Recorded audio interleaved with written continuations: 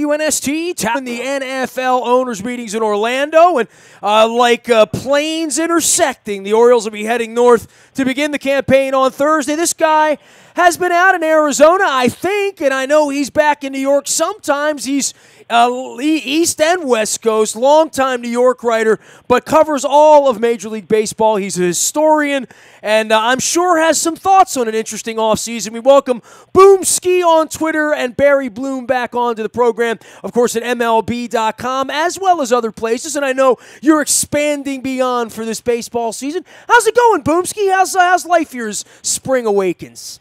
Everything's great. I'm now writing baseball columns for Forbes.com. Well, that's a beautiful thing, too. Now, there is the business of baseball, and I guess this is the time of the year where the business starts to intersect a little bit. How about the Orioles shelling out $57 million on Alex Cobb? That has been the biggest story here this week. Certainly has awakened the fan base here to say, well, the Orioles are going to compete. I mean, a couple of months ago, they were talking about dealing off Britton, dealing off Machado. Now, all of a sudden, it feels like they're all in this year. Well, and just getting back to the first statement, the Forbes column is really a baseball column. I'll touch on some baseball business in it, and I have, but I also do straight baseball for it. So it's a great diversity. Gives me the opportunity to really dig into the sport. And I think as far as the Orioles go, I mean, I think they recognize that with what the Yankees and Red Sox have done this season or in the offseason, that if they want to be in the game whatsoever, they have to strengthen their pitching. And that's been an ongoing theme you and I have talked about for years, about them strengthening the pitching staff. And the pitching staff they had at this point before they signed Cobb, I don't think was just going to hack it.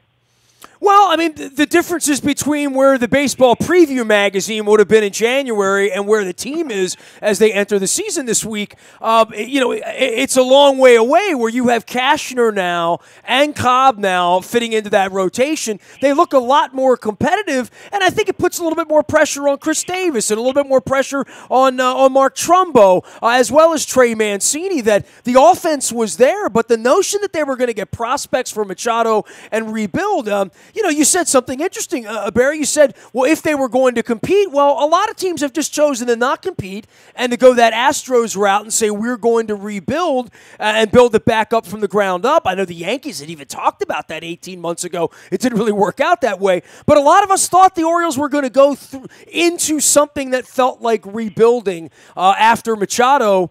You go $57 million into a pitcher right now. At least it says that you want people to come to the ballpark this summer, and I guess for that I'm very heartened here locally. But I don't really feel like they have a long-term strategy that is the wave comes up onto the beach and leaves behind a pretty good pitcher. There's a lot there to dissect, and your statement really wasn't much of a question. So just suffice to say that.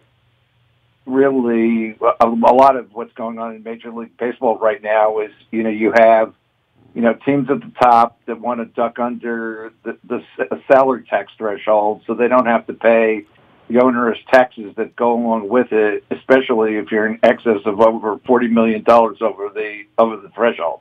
I mean, when you add it all together, it's kind of a 95% tax and the loss of your draft position by about 10 places, and teams are just trying to stay away from that. And if you reset, you go back to 20% the next time you go over, and there's a lot to deal with, and teams at 20% are willing to spend. And you have a market next year with a lot of high-profile people on it who are going to take some cash, and I think a lot of teams at the top, like the Dodgers, Yankees, and Red Sox, are preparing for that. And then you have the teams at the bottom that you're talking about. I'm kind of tired of listening to the whole Astro, Kansas City, Cubs. I mean, look, this was the last three world champions, and they were, in all cases, they were either decades or centuries in the making. I mean, the Kansas City hadn't even been into the playoffs since 1985. The Astros had never won. And they've been in the league since 1962, and the Cubs obviously hadn't won since 108 years. So it's not like, they took this this long-term approach and it worked out for them. They went their organizations through different ownerships that went through a lot of different approaches. And so this was the one that they absolutely hit on. And it took different means in all three organizations to get to the championship. It's not like they all did the same thing. And in fact, Lunow in Houston might be the closest to, the more sabermetric approach to building a team. And even he had to figure out in the early going that he needed a manager in there who had confidence in that when that guy wanted to digress from the approach in the middle of the game as he saw fit, as you saw last year in the playoffs and the World Series, that A.J. Hinch he had the confidence in A.J. Hinch to do it because, Lunow took a very anti-player, sabermetric approach where the people don't matter. And then he allowed A.J. to step in and let the players matter. And you've got to take into account the heartbeat, no matter what the numbers are. So, just replicating that doesn't really necessarily mean it's going to work for the organization that tries it. But you have a lot of teams now that are going into the season where either they're not 100% in, like the Giants, before even the injuries to Samardzija and Bumgarner. They made, good changes through trade routes. They didn't really go out and spend the money on the pitching staff that they needed to spend. It's now coming up in spades going into a season where you're going to have Bumgarner out for most of the first half and Samardzija for maybe a month or more. And now they're stuck up against it with the season starting because they ducked below the salary cap. And then you have other teams that are rebuilding and are not even in the game.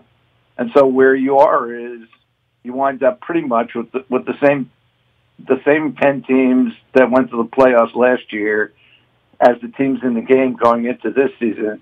And it becomes less and less tough to predict what's going to go on in the season. I mean, you're never going to know at the end because of the vagaries of the playoff system who's going to wind up being on top. But, you pretty much know, except for a few outliers here and there, who the teams are going to be that are going to make the playoffs and what they're going to do when they're going to compete. He has been voting for the Hall of Fame in Cooperstown for a quarter of a century, formerly at MLB, now with Forbes. And as he just spoke and gave an incredible dissertation on where the salary caps are and where the numbers go, and and I guess the taxes that go into this.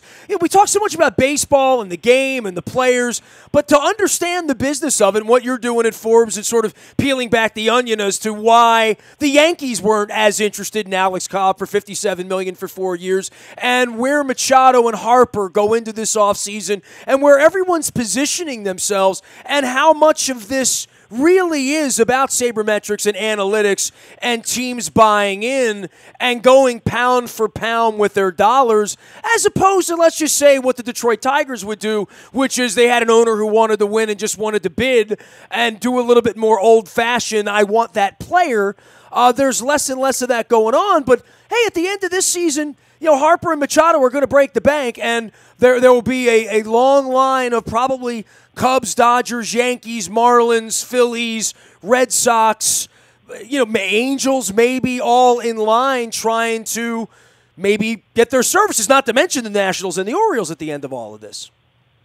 Well, right. And talking to Tony Clark the other day, the executive director of the Players Association, one of the things he did say was as closely as they've monitored this offseason, and they're still in the process of analysis, they're looking at it long term, and they want to see what kind of repeat it's going to have on next season's off season, or at the end of this year, and see where the market goes and where the major teams go after the players who are on that market. Because, throw in Clayton Kershaw, too, if he opts out, and I think he will opt out of his Dodger contract. And, you really have a major group out there with the opportunity to improve your team and improve over the long term. And, that doesn't mean that the 10-year contract that a guy like Stanton got, or an 8-year contract or 9-year contract that the Giants gave Posey.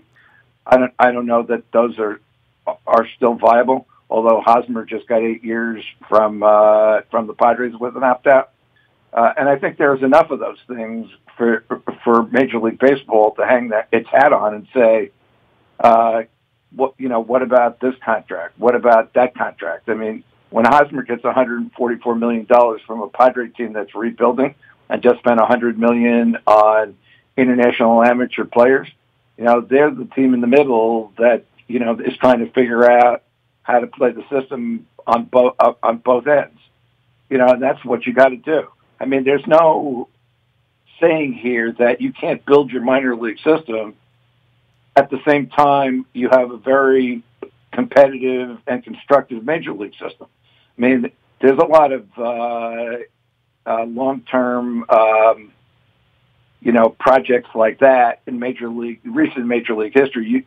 Starting with go back to the 2001 Diamondbacks, and that seems like ancient history already.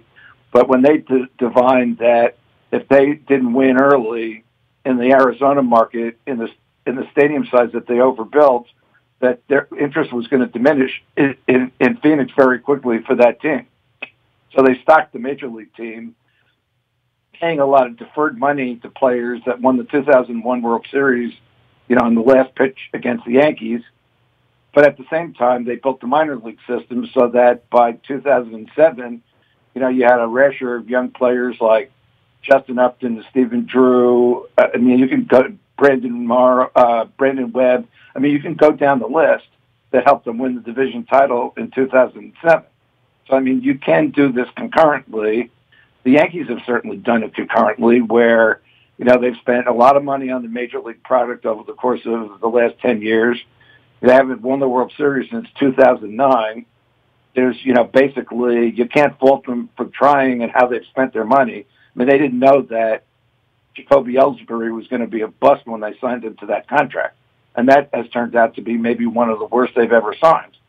But they tried. And at the same time, you had Cashman building up the system where you have, the Judges and Sanchez, Sanchez and, Severino all coming out of their system to take their place on the big league club.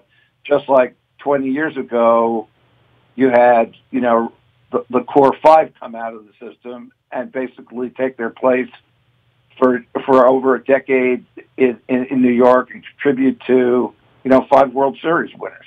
So, I mean, the Yankees are brilliant at doing this. And, of course, they've got the money and the resources to do it. But it just means you have to be better at your choices. I mean, when Theo, there's a great book. I mean, after the Cubs won in 2016, I mean, Tom Verducci, who I love, he's one of my favorite baseball writers in the country. All of our favorite baseball writers. He wrote a book called The Cubs Way, which basically documented how Theo built the Cubs. And the elements of it was, in short, that he decided that to win the championship, you have to have 4 regular, everyday players to be able to build around, that you have to be a champion. And those in the Cubs system, they went out and they traded for Addison Russell. They traded for Rizzo, who were both players they could get, cheap at the time. I mean, Samardzija was the guy they traded to Oakland for Russell. They traded your guy Cashner, who I'm not a big fan of, to San Diego for Rizzo, one of the worst deals that the Padres have ever made. And then, they picked Bryant and Schwarber, in the draft. So they didn't waste those picks.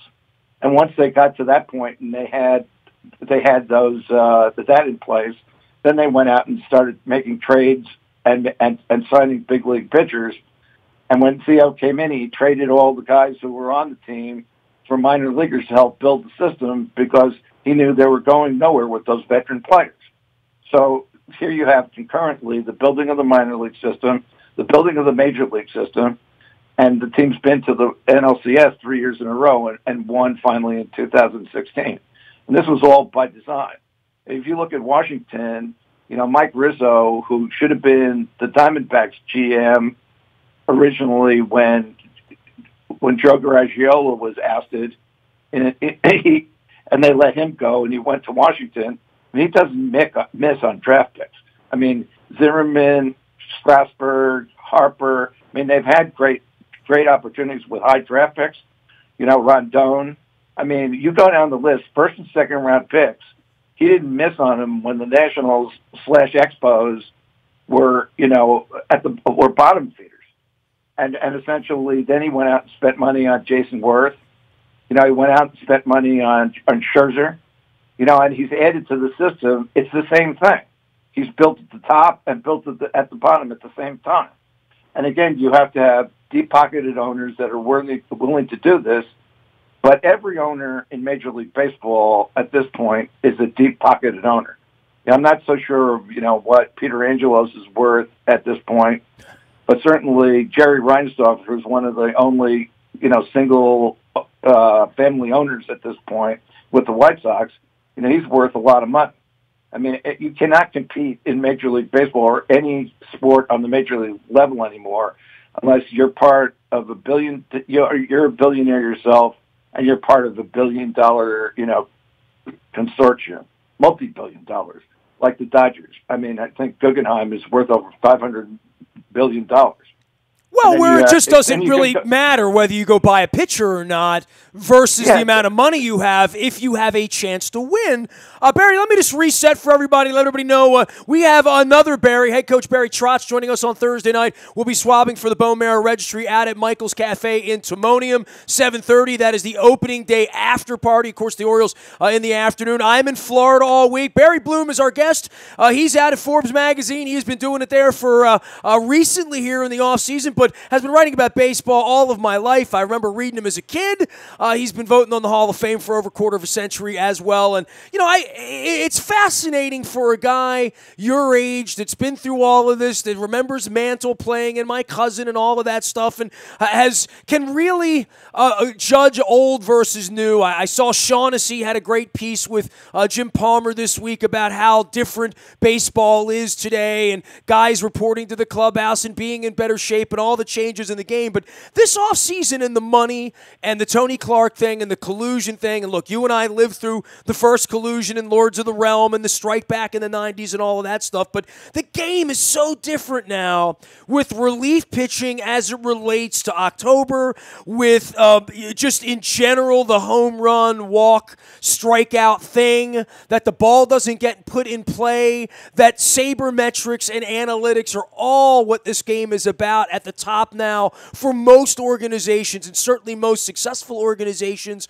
and especially the ones that are trying to cut corners. The game's so complicated, as you've pointed out, from understanding how much money and the revenue streams and all of that. And a lot of people have a hard time understanding waiver wires. Look at the way Buck manages pitchers here and manages the bullpen, that you get by with 18, 19 guys a year that you're shuttling back and forth.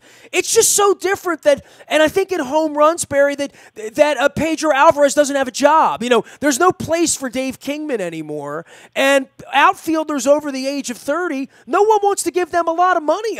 It's going to be really interesting to see what Adam Jones gets in the offseason and how important this year is in his productivity will be to whether he can get a 3 or 4 year deal at the end of this year. Well, yeah, to your point, Jose Bautista is another guy who's out there who's had a very productive career, and he hasn't been signed as a free agent yet either. So, there are guys still out there who could help major league teams, and now they're all behind the 8 ball because they've missed spring training, and and they don't have the the setting to really get into shape and train. And it doesn't matter how much live pitching you've seen in a batting cage with your cousin throwing to you, or even getting into a small camp for a period of time, with other free agents. The fact that you haven't seen any live pitching, and you're probably going to have to go to the minor leagues to do that, to get ready for the season and face minor league pitching. It's all those guys who didn't sign are basically up against it at this point. And so, even, you look at the Giants and you say, well, once Cobb was off the market, there are other guys out there, but it's going to take a month for another pitcher who hasn't been playing as a free agent to even get going. And by that time, you may have Samardzija and Bumgarner about to come back. So what do? You just go with what you have and hope that those people rise to the occasion, because when jobs open, you hope that you have the people there in your system that, you've given, a lot of time to development, and they rise, as I said, rise to the occasion and take the spot and win some games. And if they don't, then you're in a lot of trouble, because, this is where you see what guys are made of. It's an interesting situation. And, I look at it and I think that, what's happened is in the past, you had owners who make emotional decisions and they have other reasons, business reasons, why they want to sign a player. Steinbrenner when he signed Reggie Jackson, Artie Moreno when he gave Pujols a 10-year contract at his age. I mean, there were reasons that they did that beyond what they thought the impact of Pujols would be on the field. And now they're stuck with like 5 more years to go or 4 more years to go on that contract at an age when Pujols is breaking down and you just don't know how much you're going to be getting out of him and how much you're going to be paying him. Like the Yankees wound up having to pay A-Rod last year, $21 million. Well, not just A-Rod, but Teixeira, CC hasn't been there. You talk about Ellsbury. Teixeira retired and his contract was over. CC's contract was over, and they rolled the dice saying that, okay, we're going to give him $10 million to bring him back because of what he did last year, plus some bonus clauses based on innings pitched, to get him up higher. But, it's like with A-Rod, they signed him to an 8-year extension, and at the back end of the contract, you got a year suspended, a year, where he made a comeback and played, 2 or 3 good months, and then fell off the cliff in August, and then never came back. And so by the middle of 2016, he was gone. They gave him his unconditional release, and they had to pay him out for the rest of the season than last year. And that's a completely different thing. And that's where the Angels are with Albert, too. At least when Stanton was signed to 10 years, he was a kid. So by the time he gets to the end of 10 years, he's going to be, 34, 35? That's a little different than signing a guy at 33 or 34 to a 10-year contract. And the reason why the Angels did it at the time was they had just signed this big contract with Fox.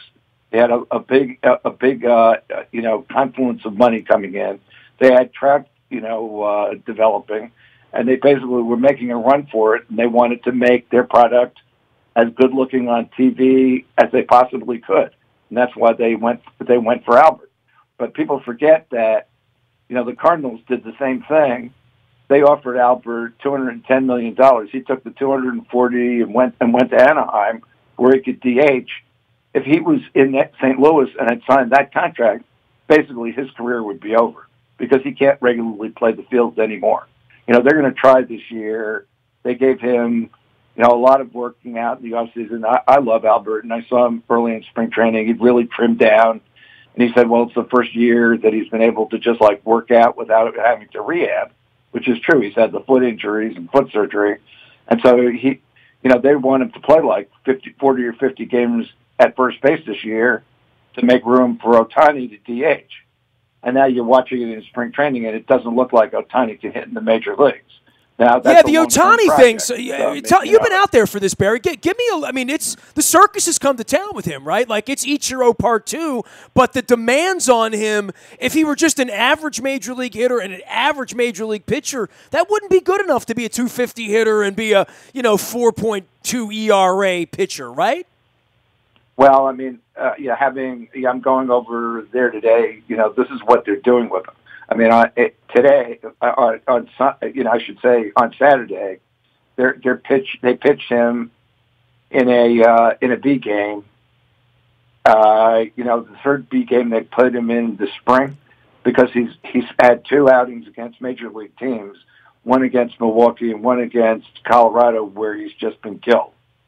He's got a 27 ERA for those two games. He let up 7 runs last week against the Rockies in the second inning. Home runs by Ian Desmond and Arenado that are still heading towards the Buttes, which is the mountain beyond left field in the ballpark. That's how hard they were hit. And, he's something like 3 for 25 or 28 as a hitter. Every major league pitcher he's faced has made him look silly with breaking balls. I think what scouts watched him, particularly in 2016, when he had a really good season at the plate and pitching for the fighters, Nippon Ham fighters over in Japan, and they wound up winning the Japan series that year with him heavily contributing. I think a lot of scouts spent a lot of time over there and really fell in love with him. Then last year, at the end of the Japan series, he hurt his ankle. He should have had surgery on it in 2017 in spring training, but he waited to the end of the season. Because of favoring the ankle, they wouldn't let him pitch. And then essentially he incurred other injuries hitting, trying to adjust to playing on the ankle. So last year he had 25 innings as a pitcher, 202 at-bats as a hitter, and it really just didn't set him up well to come to the U.S. with all the hype that's surrounding him to come to the major leagues to be the quote-unquote next Babe Ruth. And as I wrote in one of my columns, he's not the next Babe Ruth. He's melting down like Baby Ruth, the candy bar that was named after the Babe. They were tastier after they melted in my pocket. I don't know. Barry Bloom joins us here. He is Boom Ski, of course, out on Twitter, and now with Forbes and longtime baseballer. Just want to go back to the Orioles. Last thing for you, Barry. You said you didn't like Cashner. The Orioles, obviously have to overspend to get Cobb. They had to give him a 4th year in a market where nobody was offering 4th years to pitchers. They're letting kids in for free here now in Baltimore during the months of April and May. At least we'll see how that goes. It feels like Mr. Angelos isn't running the team anymore, and that's not the question I'm asking you. But Cashner and Cobb, what do you see? What did you not like about Cashner? Because obviously he's been passed around a little bit, right? Well, I saw him extensively with the Padres, and here's a kid. He's got a great arm. He's constantly hurt. He doesn't have a great head, but I'm giving him credit that he was young, that he's grown up, and he'll be a better pitcher and a smarter pitcher with everything he's gone through in, Miami, Texas, and San Diego before he gets to Baltimore. But he's pitching in, maybe still the toughest division in baseball, because to me, for my money, the Yankees and Red Sox are probably, they create the top of that division where they are right now, in the fact that, they are so loaded and their batting orders are so loaded that every time you face them, it's really like, going through a maze. There's no spots in either batting order where you have a chance to pitch around somebody, because the next guy up is just as tough, especially with the Red Sox adding J.D. Martinez. I think J.D. Martinez he's going to be fabulous for them, and he's exactly what they needed in that ballpark. He's got a great swing. He can hit to all fields. He had as good a September with the Diamondbacks last year of anybody I've ever seen. And they don't go to the playoffs if they don't make that deal for J.D. Martinez. And now they don't have him anymore. So, where do the Diamondbacks go? But that's digressing into another story. As far as Cashner is, he got hurt, as soon as the Padres traded him to Miami, and he was never a factor there in a year, 2 years ago when the Marlins were going for it. They had a chance to win a wild card berth 2 years ago until, they faded in September, and they needed pitching, and they got two guys from the Padres that just didn't do anything for them. And so, I think Keshner goes on to Texas and, doesn't contribute there to a team that's winning. And he's always played for teams that are just bottom feeders. So, I mean, if he, in fact, has matured enough that he can harbor the arm that he has, with a mindset of learning how to pitch, it'll be one thing with the Orioles. But if he's just the Keshner that I've seen the rest of his career, you're going to be very frustrated with him. Barry Bloom's going to cover baseball at Forbes all year long. You can also find him at Boomski. That's Boomskie out on Twitter. He's been a longtime friend, a cancer survivor as well, and getting ready for the season. Hey, I hope you make your way east at some point here and watch some baseball. But I like to watch MLB at night just to see the vistas, see the buttes and the red rocks of Arizona that I didn't get out there this year. I always tell everyone, if you've never been to spring training in Arizona, you're really missing out if you love baseball. Yeah, well, I'm actually on a plane next Saturday, and I'm going to be at the Yankee home opener on the 2nd and in Cooperstown on the 4th. So I've already got my first East Coast trip planned. Good. Well, we'll see you out here on the East Coast where you belong. Bring some good weather from the West Coast if you can. The weather hadn't been much out here. Ask anybody in Boston or New York. They'll tell you it's been a lot worse than around here. Always great to visit, Barry. Take care of yourself, okay? All right, great. Thanks for having me on, Nestor. You got it. Barry Bloom. The best way to find him is out on Twitter as well as out at Forbes. I could sit here and read about all the awards and all that stuff, but he's been voting for the Baseball Hall of Fame since 1992, so I guess 26 years now of doing that from the East Coast to the West Coast. I love his Twitter picture because it's him and Tony Gwynn, so we both share an incredible affinity for number 19. All right, you can find me out in the buyatoyota.com audio vault 24 hours a day from anywhere in the world on your mobile device by downloading the TuneIn radio app. We do come in crystal clear from anywhere in the world. Our charity and community series, sponsored by Howard Bank as well as our friends at Cole Roofing, begins on April 5th right here at WNST.net. If you have a 501c3 or a charity or a great fund that I need to know about that you want to shine a little light on, toss me a note, nasty@WNST.net. We'll get that going. And head coach Barry Trotz of the Washington Capitals will join us on Thursday night at Michael's Cafe in Timonium. Event starts at 7:30. We're considering it an Orioles opening day after party, so it's Thursday the 29th. We hope to see you on Thursday night down there. Now, look, I am going to be in Florida all week doing the NFL owners meeting, so you want to be following us out on Facebook, Twitter, LinkedIn, Snapchat, Instagram, all those good places as we get you ready for opening day. And have breakfast at John Harbaugh on Tuesday morning as well. I am Nestor. We are WNST.net, AM 1570, and WNST Towson, Baltimore, and we never stop talking Baltimore sports.